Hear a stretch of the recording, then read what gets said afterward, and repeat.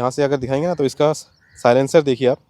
Service centre में उन्होंने coolant का एक्सट्रीम मतलब एक्सट्रीम, ठीक है, अंडर वारंटी रिप्लेस किया सब कुछ under. So hello guys, welcome back to my YouTube channel the Roaming Road. So आज हम आपके लिए लेके आ गए हैं एक नया वीडियो। इस वीडियो में हम डिस्कस करने वाले हैं मेरी ट्रायम्फ स्पीड 400 के प्रॉब्लम्स। जितने भी इश्यूज़ मैंने फेस किए, जितने भी प्रॉब्लम्स मैंने फेस किए राइट फ्रॉम द बिगिनिंग, जब से मैंने बाइक परचेज़ की है तो अभी तक जितने भी प्रॉब्लम्स इस बाइक में आए हैं तो इस वीडियो में मैं आपके साथ शेयर करने वाला हूँ, डिस्कस करने वाला हूँ। और ट्रायम्फ ने क्या वो इशू रिजॉल्व किए, नहीं किए, और क्या इश्यूज़ बहुत ज़्यादा आए या फिर नहीं आए, सब कुछ मैं डिस्कस करने वाला हूँ। देखिए, पहले किलोमीटर्स देख लीजिए, ओडोमीटर देख लीजिए। यहाँ पे मेरे किलोमीटर्स हो गए हैं अराउंड 6088। यहाँ पे 6088 किलोमीटर हो गए हैं ओडोमीटर रीडिंग। तो इसका मैंने एक ओनरशिप ऑलरेडी बनाया हुआ है 5000 किलोमीटर पे। अगर आपने चेकआउट नहीं किया तो आप जाके चेकआउट कर सकते हैं। अभी इस वीडियो में हम प्रॉब्लम्स के बारे में बात करेंगे, इश्यूज़ के बारे में बात करेंगे। जब मैंने ये बाइक परचेज़ की तो उसके 1 महीने तक तो मुझे ज़्यादा कुछ प्रॉब्लम नहीं आ रहा था। Only the problem I was facing is engine heating. तो इंजन हीटिंग मुझे फ़ील हो रही थी, पैरों पे फ़ील होती है जब आप ट्रैफिक में कुछ देर तक गाड़ी चला लेते हो ना। जब बम्पर टू बम्पर ट्रैफिक में जब आप हाफ एन आवर तक गाड़ी चला लेते हो तब आपको पैरों पे हीटिंग फ़ील होने लग जाती है। इसका जो रेडिएटर फ़ैन है ये भी ऑन होने लग जाता है। तो अगर आप रिग्रेसली ट्रैफिक में चला रहे हो, बहुत ज़्यादा बम्पर टू बम्पर ट्रैफिक में चला रहे हो, तब आपको हीटिंग बहुत ज़्यादा आएगी फर्स्ट सर्विस के पहले। तो यही एक प्रॉब्लम मुझे फेस हो रहा था, उसके अलावा कुछ प्रॉब्लम फेस नहीं हो रहा था। जब ये बाइक नई नई आई थी तो इसका क्लच है ना हाफ पे सेट था। अभी आप देखेंगे ना तो इसका प्ले कुछ इस टाइप का है, इतना प्ले है इसमें। और जब ये बाइक आई थी तो इतना ज़्यादा प्ले था, यहाँ तक प्ले था, ठीक है। पर इस वजह से कुछ प्रॉब्लम नहीं हो रही थी, पर वो थोड़ा सा लूज़ लगता था क्लच। तो फर्स्ट सर्विस के पहले पहले तक तो काम चल रहा था, कोई इशू नहीं आ रहा था, बाइक भी बहुत अच्छी चल रही थी। एक और प्रॉब्लम मुझे आ रही थी कि 80 किलोमीटर पर आवर के बाद मुझे बहुत ज़्यादा वाइब्रेशन फील हो रहे थे। मतलब कि 80 किलोमीटर तक तो आप सिटी में 80 किलोमीटर पर आवर तक आप सिटी में चला लेते हो, तो उसके ऊपर आप नहीं जाते हो मोस्टली।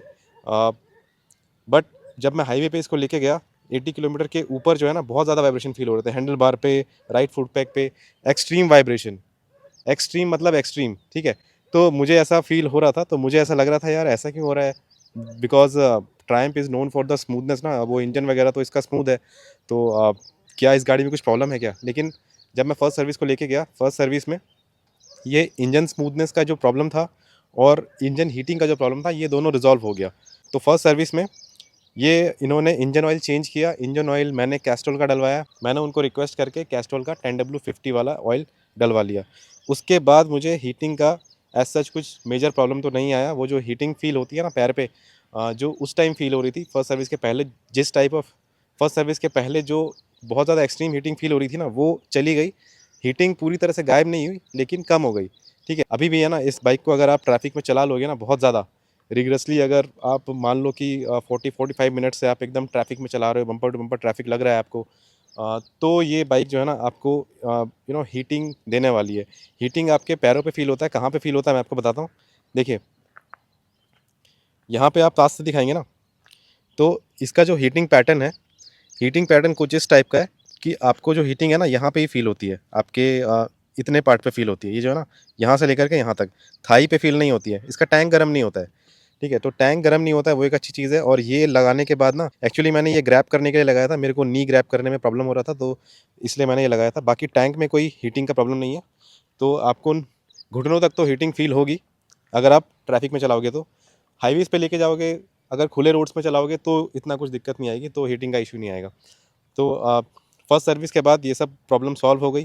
क्लच का सेटिंग इन्होंने कर दिया, ठीक है। क्लच का सेटिंग बहुत ही ईजी था।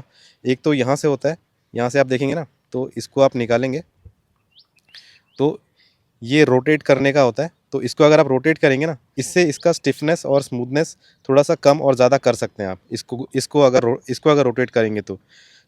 इसके ऊपर मैं एक वीडियो बनाऊंगा कि क्लच का सेटिंग करना कैसे है, ठीक है। यहाँ से आप कर सकते हैं। और दूसरा क्लच का सेटिंग नीचे होता है, यहाँ पे होता है। तो यहाँ पे ना आप स्पैनर्स होते हैं ना, स्पैनर से आप वो नीचे वाला क्लच सेटिंग कर सकते हो। बेसिकली उसको घुमाना रहता है, 2 स्क्रूज टाइप के रहते हैं, उसको घुमाना रहता है। उसके ऊपर मैं सेपरेट वीडियो बनाऊंगा। तो क्लच का प्रॉब्लम भी सॉल्व हो गया। फर्स्ट सर्विस के बाद और 2 महीने तक ये बाइक अच्छी चली, मस्त चली एकदम। लेकिन 2 महीने के बाद ही मुझे रियर ब्रेक जो है ना वो ज़्यादा इफेक्टिव नहीं लग रहे थे। तो मुझे ऐसा लग रहा था कि शायद से ना ये ब्रेक्स में कुछ प्रॉब्लम हो गया या कुछ हो गया है, पता नहीं। रियर ब्रेक इतने ज़्यादा अच्छे नहीं लग रहे थे, वो ब्रेक बाइट नहीं मिल रहा था मुझे। फ्रंट ब्रेक बाइट अच्छा खासा है इसका, फ्रंट ब्रेक में अभी भी कुछ इशू नहीं है, 6000 किलोमीटर गाड़ी चली है, अभी भी कोई प्रॉब्लम नहीं है फ्रंट ब्रेक में। लेकिन रियर में मुझे अराउंड गाड़ी लेने के बाद, बाइक लेने के बाद मुझे 3 महीने के बाद ही इसमें मुझे ब्रेक बाइट में प्रॉब्लम हो रहा था। तो मैंने सर्विस सेंटर में दिखाया, तो सर्विस सेंटर वालों ने इसका ब्रेक पैड चेंज किया पीछे का। तो पीछे का ब्रेक पैड्स का प्राइस मुझे 260 रुपीज़ पड़ा था। तो ब्रेक पैड्स जो है ना बहुत ज़्यादा वियर आउट हो गए थे और अराउंड 50 किलोमीटर और चल सकते थे, लेकिन मैंने रिप्लेस करा लिया क्योंकि सर्विस सेंटर दूर था मेरे घर से, तो इसलिए मैंने रिप्लेस करा लिया। मुझे एक और प्रॉब्लम आया था, यहाँ से अगर दिखाएंगे ना तो इसका साइलेंसर देखिए आप, साइलेंसर ना इस यहाँ पे आप देखेंगे ना तो यहाँ से इसका साइलेंसर स्टार्ट होता है। जब ये बाइक नई नई आई थी ना तो ये पूरा क्लीन था, ये साइलेंसर ना पूरा क्लीन था, ये कुछ इस टाइप का था, ठीक है। बट अभी आप देखेंगे ना तो ये अजीब सा हो गया है, ये ब्लैकिश काइंड ऑफ हो गया है, यहाँ से ना थोड़ा सा इसका कलर चेंज हो गया है। और इसको मैंने, ये एक्चुअली और ज़्यादा ब्लैक हो गया था, बहुत ज़्यादा ही ब्लैक हो गया था ये। तो ये मैंने पूछा था अपने फ्रेंड्स वगैरह से, पूछा था जो ट्रायम्फ ओन करते हैं, स्पीड 400 ओन करते हैं, तो सबकी बाइक में ये चीज़ है कि जो साइलेंसर का जो कलर है ना वो चेंज हो जाता है। अब ये हीटिंग की वजह से होता है और सारी बाइक्स में होता है, ऐसा नहीं कि सिर्फ इसी में होता है। जिस बाइक में ना ऐसे वाले साइलेंसर दिए है ना, मैं क्रोम वालों की बात नहीं कर रहा हूँ, जैसे होंडा वगैरह में क्रोम के आते हैं ना, यहाँ से क्रोम के स्टार्ट हो जाते हैं, वो क्रोम वाले नहीं।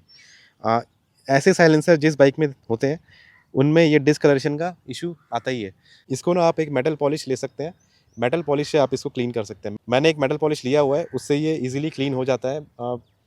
उसका भी लिंक मैं डिस्क्रिप्शन बॉक्स में दे दूंगा और उसके ऊपर भी मैंने एक वीडियो बनाया हुआ है, तो वो भी आप जाकर चेकआउट कर सकते हैं। और दूसरा इशू मुझे आया था कि इंजन हीटिंग का। तो इंजन हीटिंग जो है ना, पिछले जब से बारिश स्टार्ट हुई ना, जब जब से मैं ये बाइक को मड में चलाने लग गया हूँ, जब कीचड़ में चलाने के बाद ये जो है ना रेडिएटर जो है ना, ये उतना इफेक्टिवली काम नहीं करता है। तो इंजन हीटिंग काफ़ी ज़्यादा हो रही थी।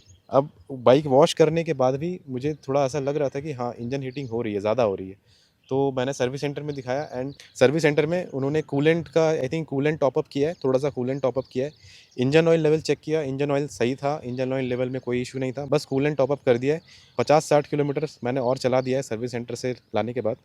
तो अभी मुझे इसमें उस लेवल का हीटिंग फील नहीं हो रहा है, ठीक है। तो आई थिंक ये कूलेंट का टॉपअप करने से ही ये हुआ है, ये फिक्स हुआ है। बाकी मुझे एक प्रॉब्लम आया था यहाँ पे इंडिकेटर फॉगिंग का, यहाँ पे आप देखेंगे ना तो इंडिकेटर फॉगिंग का प्रॉब्लम आया था। तो ये प्रॉब्लम सारी बाइक्स में है, ये जो फॉगिंग का प्रॉब्लम है ना ये सारी बाइक्स में है, ये क्लियर नहीं दिखता है, इसके ऑपरेशन में कुछ फ़र्क नहीं आता है। इसको मैं ऑन करके दिखाता हूँ, देखिए जब ये ऑन होगा तब तो कोई इशू नहीं है, इंडिकेटर अच्छे से इल्यूमिनेट हो जाते हैं। बट आप देख सकते हैं कि इसमें फॉग है, अंदर जो है ना फॉग जमा हुआ है। और ये फॉग जो है ना ये आपको मोस्टली जब आप बाइक वॉश कराओगे या फिर जब रेनी सीज़न होगा, रेनी सीजन में कभी धूप हो जाती है, कभी फिर से बारिश हो जाती है, तो कुछ उस टाइप का ह्यूमिड एनवायरनमेंट रहेगा ना तो इसमें फॉगिंग होती है। तो बेसिकली फॉगिंग इसमें जब राइट फ्रॉम द बिगिनिंग मैंने ऑब्जर्व किया है कि फॉगिंग इसमें हमेशा से ही रहती है, ठीक है। क्योंकि गाड़ी आप वॉश करवाते ही रहते हो, एवरी 15 डेज़ गाड़ी वॉश करोगी, ठीक है, तो इसमें फॉगिंग रहेगी, ऐसे ही रहेगा और सारी बाइक्स में ऐसे ही रहेगा। तो इसके अलावा एक बहुत बड़ा जो प्रॉब्लम बना हुआ है, बहुत सारे लोगों का ये क्वेश्चन भी रहता है कि शिम नॉइज़ का इसमें प्रॉब्लम है, तो क्या वो प्रॉब्लम है या फिर उसको इग्नोर कर देना चाहिए। तो शिम नॉइज़ करके ना बहुत सारे कमेंट्स भी आ चुके हैं, बहुत सारे मेरे फ्रेंड्स ने भी पूछा हुआ है कि ये शिम नॉइज़ का किया क्या जाए। तो देखिए गाइज़, ये मैंने इस पे बहुत ज़्यादा रिसर्च किया कि ये शिम नॉइज़ क्यों आता है और इस बाइक में ही क्यों शिम नॉइज़ बहुत ज़्यादा आता है। ऐसा मैंने बहुत सारे लोगों से भी पूछा, बहुत सारे लोगों की बाइक्स पे मैंने देखा, ट्रायम्फ ओनर्स की बाइक्स में देखा मैंने कि सुना बेसिकली कि किस-किस की बाइक में कितना लेवल का शिम नॉइज़ आ रहा है। तो एक बात तो फिक्स हो गई कि शिम नॉइज़ आता तो है, किसी में ज़्यादा आता है, किसी में कम आता है, लेकिन वो नॉइज़ आपको परेशान नहीं करेगा। मेरी बाइक में कितना आता है मैं आपको सुनाता हूँ, चलिए।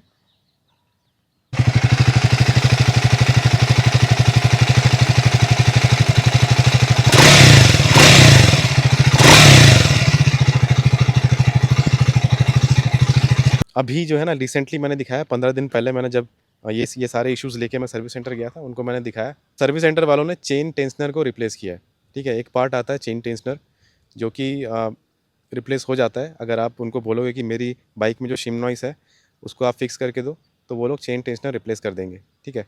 और चेन टेंशनर रिप्लेस करने के बाद क्या कुछ फ़र्क आया, तो देखिए गाइज़, कुछ ज़्यादा फ़र्क नहीं आया। पहले जो नॉइज़ था ना, पहले के नॉइस में और अभी के नॉइस में हल्का सा मैं बोलूँगा 19-20 का ही फ़र्क है। ठीक है, बहुत ज़्यादा कुछ फ़र्क नहीं आया। तो इससे ये तो पता चल गया कि ये शिम नॉइज़ जो है ना, ये इस इंजन का नेचर ही है। अंडर वारंटी रिप्लेस किया, सब कुछ अंडर वारंटी रिप्लेस कर दिया। अंडर वारंटी रिप्लेस किया, सब कुछ अंडर वारंटी रिप्लेस कर दिया। तो ये आपको बॉदर कब करेगा? देखिए, बॉदर आपको ये तब करेगा जब आप किसी साइलेंट एरिया से गाड़ी निकाल रहे हो। जब आप घाट सेक्शन में गए हो या फिर बहुत ज़्यादा साइलेंट एरिया में बाइक चला रहे हो और हेलमेट उतार के चला रहे हो। हेलमेट जब लगा के चलाओगे तब तो कोई प्रॉब्लम नहीं आएगी, लेकिन जब हेलमेट उतार दोगे ना और एरिया साइलेंट रहेगा तो आपको समझ में आएगा कि हाँ, इंजन से नॉइज़ तो आ रहा है कुछ, ठीक है?